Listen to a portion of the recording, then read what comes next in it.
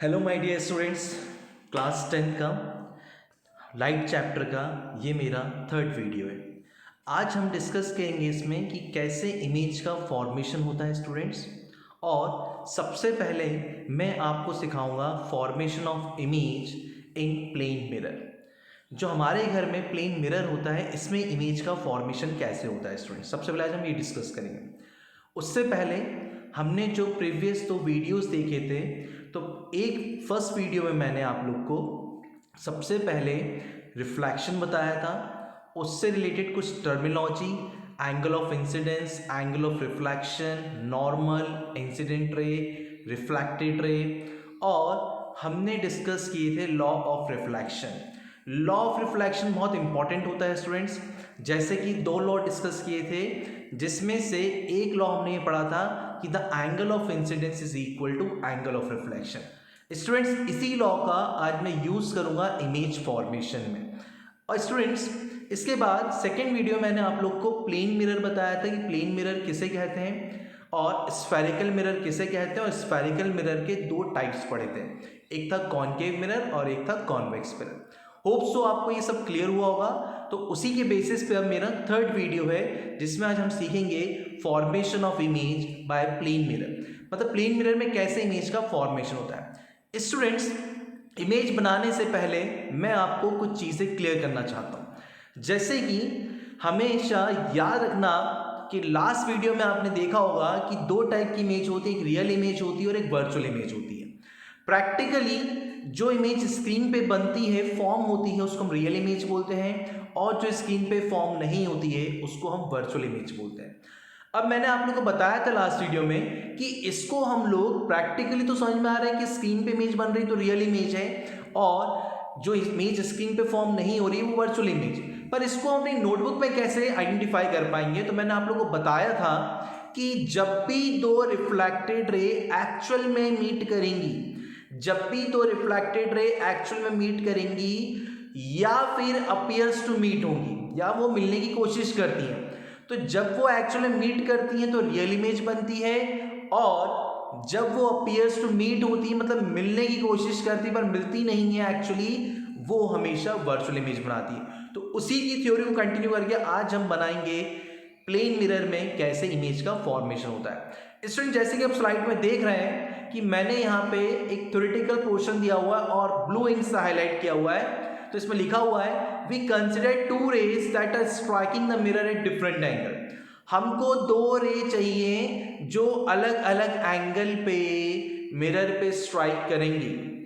अब ये दो रिफ्लेक्टेड रे इनसे जो आएंगी उसका पाथ हमें ट्रेस करना है। स्टूडेंट्स, मैं दो इंसिडेंट रे पहुंचाऊंगा मिरर पे और मिरर से स्ट्राइक करके रिफ्लेक्ट बैक होंगी। मुझे उन रिफ्लेक्टेड रे के पाथ को ट्रेस करना है। अगर वो रिफ्लेक्टेड रे एक्चुअल में मीट कर गई तो रियल इमेज बनेगी स्टूडेंट्स, अगर वो रिफ्लेक्टेड रे एक्चुअल में मीट नहीं करी तो वो वर्चुअल इमेज बनेगी स्टूडेंट्स। अब इंपॉर्टेंट पॉइंट ये है स्टूडेंट्स कि इमेज बनाने के लिए minimum number of reflected raise हमें कितनी चाहिए। स्टूडेंट्स, अगेन रिपीट, इमेज बनाने के लिए मिनिमम नंबर, मिनिमम बोल रहा हूं स्टूडेंट्स में, इमेज बनाने के लिए minimum number of reflected rays कितनी होनी चाहिए, तो इसका आंसर है 2। हमेशा minimum number of reflected rays required to form an image इज 2। अब बच्चों मन में डाउट आता है कि सर 2 से ज्यादा नहीं हो सकती हैं, तो मेरा आंसर है, मैंने मिनिमम बोला है बच्चों, मिनिमम 2 हो सकती है, मैक्सिमम तो कितनी भी हो सकती हैं। मैक्सिमम का कोई पर्टिकुलर नंबर नहीं है, कोई फिक्स नंबर नहीं है, और जो चीज फिक्स नहीं होती उसको हम इनफाइनाइट बोलते हैं, जिसको आप डिफाइन नहीं कर सकते हो। कोई बोल सकता है स्टूडेंट मैं 4 से रिफ्लेक्टेड रे से इमेज बना दूं, बिल्कुल सही है, 5 से बना दूं वो भी सही है, 6 से बना दूं वो भी सही है, पर minimum number of reflected rays कितनी चाहिए रहती है स्टूडेंट्स, 2। और हम हमेशा 2 ही रिफ्लेक्टेड रे यूज करेंगे इमेज को ट्रेस करने के लिए, जिससे कि हमारा फिगर नीट एंड क्लीन होगा। अब आप देख सकते हैं यहाँ पे लिखा हुआ है let's say one striking at normal to mirror. I think student normal word आपको क्लियर होगा, जो सरफेस से 90 डिग्री बनाता है at the point of incidence. जो सरफेस से 90 डिग्री बनाएगा at the point of incidence, उसको हम नॉर्मल बोलते हैं, ये आप मेरे फर्स्ट वीडियो में देख सकते हैं। और जो दूसरी रे है उसको हम किसी angle and the other at certain angle, certain angle मतलब ये आप पे डिपेंड करता है कि किसी एंगल भेजें, 30 degree, 45 degree, 60 degree, what ever your choice. तो सर क्या हमको एंगल वहां पे शो करना पड़ेगा, मेजर करना पड़ेगा जैसे मैथ्स में करते हैं? स्टूडेंट्स इसका आंसर है नो। आप सिर्फ ट्रेस कर लेंगे, आपको वहां पे एंगल मेजर नहीं करना है, बस इतना क्लियर होना चाहिए कि हाँ एक एंगल पे लाइन जाते हुए आपको दिखानी है, एक एंगल पे रे जाते हुए दिखानी है। तो अब आप स्टूडेंट देख सकते हैं थ्योरी में लिखा हुआ है कि मैं दो रे पहुंचाऊंगा, एक नॉर्मल पे स्ट्राइक होगी मिरर पे और एक किसी एंगल पे होगी। अब उसने ये बोला है the normal rate retraces its path. अब आप देख सकते हैं स्टूडेंट्स, मैं आपको इसमें बताना चाहता हूं, इसमें इन लोग ने लिखा हुआ है द नॉर्मल रे रिट्रेसेस इट्स पाथ। ये इंपॉर्टेंट लाइन है स्टूडेंट्स, द नॉर्मल रे, एक minute students, the normal ray retraces its path or other ray striking a certain angle is reflected by the same angle।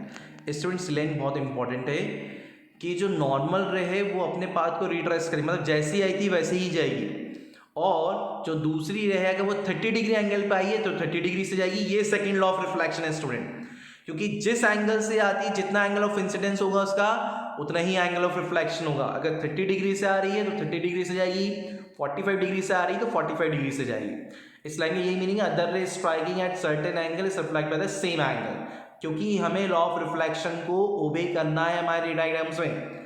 अब उसने बोला है when we produce both reflected ray they appear to meet at certain point and image is form. तो students जैसे कि heading देख रहे हैं कि ये इमेज फॉर्म हो रही है प्लेन मिरर से, और प्लेन मिरर हमेशा वर्चुअल इमेज बनाता है, इसलिए इन्होंने वर्ड यूज किया they appear to meet at certain point, मतलब किसी पॉइंट पे अपीयर टू मीट होंगी।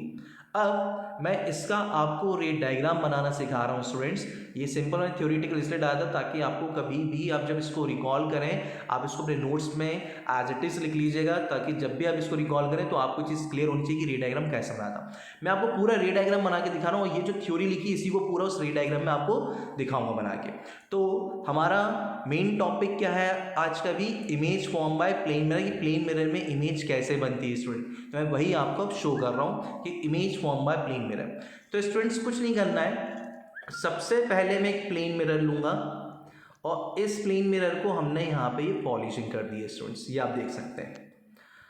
अब मान लो ये एक ऑब्जेक्ट है और ये ऑब्जेक्ट यहाँ पे रखा हुआ है, इसको मैंने नाम दे दिया ए बी, ये ए बी ऑब्जेक्ट है स्टूडेंट्स, ये आप मान सकते हैं कहीं पे रखा हुआ होगा। अब फर्स्ट रे जो है बिल्कुल ये ए पॉइंट से आ रही है, बिल्कुल ये स्ट्रेट आई नॉर्मल। अब ये मैं क्या बोल रहा हूँ, ये इंसिडेंट रे स्टूडेंट्स। ये वाली रे कौन सी होगी जो मैंने अभी ड्रॉ करी है स्टूडेंट्स, एक बार मैं फिर से बता देता हूँ आपको। ये जो रे है student that is incident ray, ये जो मैं बना रहा हूँ एक बार मैं फिर से बता देता हूँ, ए पॉइंट से ये इंसिडेंट रे है student, this is incident ray, ये आपकी incident ray. Incident ray mirror पे जिस पॉइंट पे स्ट्राइक करती है उस पॉइंट को हम क्या बोलते हैं, point of incidence. This is the point of incidence student, ये पॉइंट ऑफ इंसिडेंस है आपका, ये आपको दिख गया होगा, ये जो डॉट है यहाँ पे this is the point of incidence, ये पॉइंट ऑफ इंसिडेंस हो गया स्टूडेंट। अब आपको ध्यान होगा पॉइंट ऑफ फर्स्ट वीडियो मैंने आपको बताया था पॉइंट ऑफ इंसिडेंस पे क्या ड्रॉ करते हैं, नॉर्मल। तो स्टूडेंट हमारा नॉर्मल भी यही होगा, यही नॉर्मल है, ये डॉटेड लाइन्स हैं स्टूडेंट्स, ये डॉटेड लाइन से ही नॉर्मल शो करा हुआ है मैंने। एक बार फिर से बता देता हूँ आपको, यही नॉर्मल होगा, जो अभी आपको लाइंस दिख रही हैं रिमूव होते हुए डॉटेड, मैं फिर से बना रहा हूँ, ये हमारा नॉर्मल है स्टूडेंट्स, ये पॉइंट ऑफ इंसिडेंस पे ड्रॉ होता है, ये नॉर्मल है आपका। अब स्टूडेंट्स आप देख सकते हैं कि यही इंसिडेंट रे है और यही नॉर्मल है, दोनों एक दूसरे के ऊपर हैं। जब भी दो लाइन एक दूसरे के ऊपर ओवरलैप करते हैं, ये लाइन और मान लो स्टूडेंट्स देखिए एक लाइन ये है और एक और लाइन इसी के ऊपर, तो एंगल कितना होगा स्टूडेंट्स, तो इसका एंगल होता है 0 डिग्री। तो हमको पता था एंगल ऑफ इंसिडेंस क्या होता है, इंसिडेंट रे और नॉर्मल के बीच का एंगल, इंसिडेंट रे और नॉर्मल के बीच का एंगल होता है एंगल ऑफ इंसिडेंस। और इस केस में प्लेन मिरर के केस में हम ये बोल सकते हैं कि इंसिडेंट रे और नॉर्मल ओवरलैप कर गए, तो we can say that I equal to 0 degree. अब आई 0 डिग्री है स्टूडेंट्स, तो सेकेंड लॉ ऑफ रिफ्लेक्शन बोलता है आई इक्वल टू होता है आर, आई 0 तो आर भी कितना होगा स्टूडेंट, 0 डिग्री ही होगा। मतलब रिफ्लेक्टेड रे इसी पाथ को फॉलो करेगी, ये मेरे एरो को देखेंगे यही रिफ्लेक्टेड रे होगी, मतलब यही इंसिडेंट रे है, ये इंसिडेंट रे है, ये डॉटेड लाइंस आपकी नॉर्मल है, और जो ये वाली रे बनाई हमने वापस रिट्रेस करी दैट इज रिफ्लेक्टेड रे। तो वहां पे यही लिखा था अगर कोई रे प्लेन मिरर पे नॉर्मली फॉल होगी, नॉर्मल 90 डिग्री पे फॉल होगी, ये आपको दिख रहा होगा ये 90 डिग्री है स्टूडेंट्स, ये 90 डिग्री बन रहा है प्लेन मिरर से, तो वो हमेशा अपने पाथ को रिट्रेस करती है। अब आपको ये तीन चीज़, ये पहला रिफ्लेक्टेड रे आई थिंक आपको क्लियर हो गया होगा। अब मान लीजिए मैं इसी में आपको दूसरा रे लेके आके दिखाऊंगा जो किसी पर्टिकुलर एंगल पे आएगी स्टूडेंट्स। अब मैं आपको एक और रे बनाते हुए दिखाई दे रहा हूँ। अब आप देख सकते हैं एक रे में इस तरीके से लाया स्टूडेंट्स, ये आए, ये भी इंसिडेंट रे है। अब स्टूडेंट्स ये पॉइंट ऑफ इंसिडेंस रहेगा आपका, और इस पे हम नॉर्मल ड्रॉ करेंगे तो नॉर्मल अभी भी जो आएगा आपका नॉर्मल आपका वो इस तरीके से आएगा स्टूडेंट्स, ये आपका नॉर्मल आएगा। अब ये इंसिडेंट है, एंगल ऑफ इंसिडेंस इस बार, this is the angle of incidence, और इस बार ये 0 नहीं है, तो इस बार रिफ्लेक्टेड रे यहाँ जाएगी और ये एंगल ऑफ रिफ्लेक्शन होगा स्टूडेंट्स। और अगर ये 30 डिग्री है तो ये 30 होगा, 45 है तो 40, बस हमको सिर्फ फिगर में रे डायग्राम शो करना है, एंगल मेजर नहीं करना। अब आप समझ सकते हैं एक रिफ्लेक्टेड रे ये वाली है और एक रिफ्लेक्टेड रे वाली है।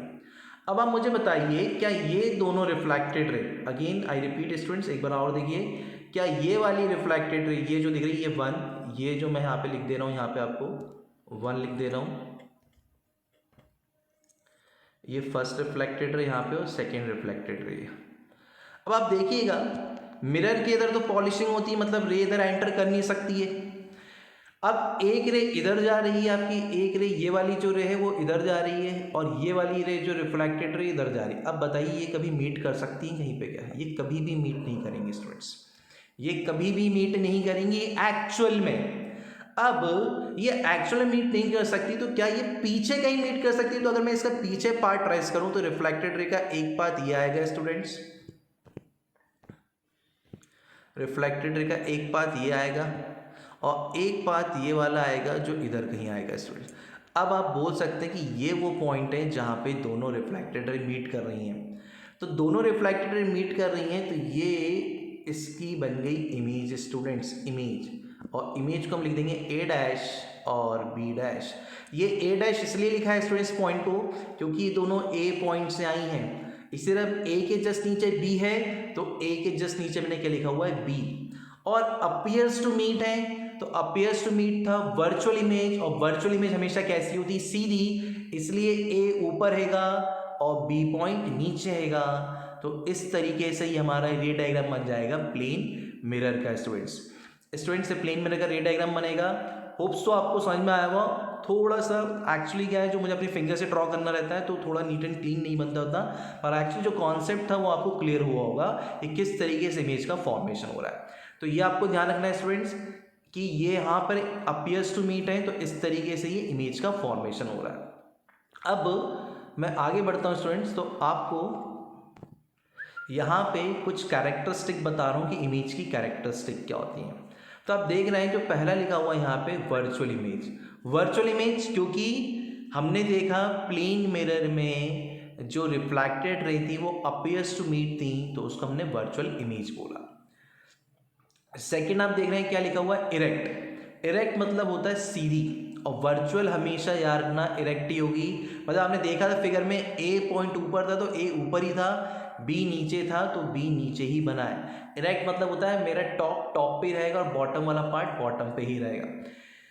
मिरर में एक चीज और ध्यान रखनी है आपको, क्या होती है, सेम साइज। प्लेन मिरर में हमेशा ना सेम साइज, जैसे जब भी आप अपने प्लेन मिरर के सामने खड़े होते हो तो साइज हमेशा क्या दिखता है आपको, सेम दिखता है। फोर्थ कैरेक्टरिस्टिक इमेज की रहती है कि मैं जितनी दूर मिरर से रहता हूं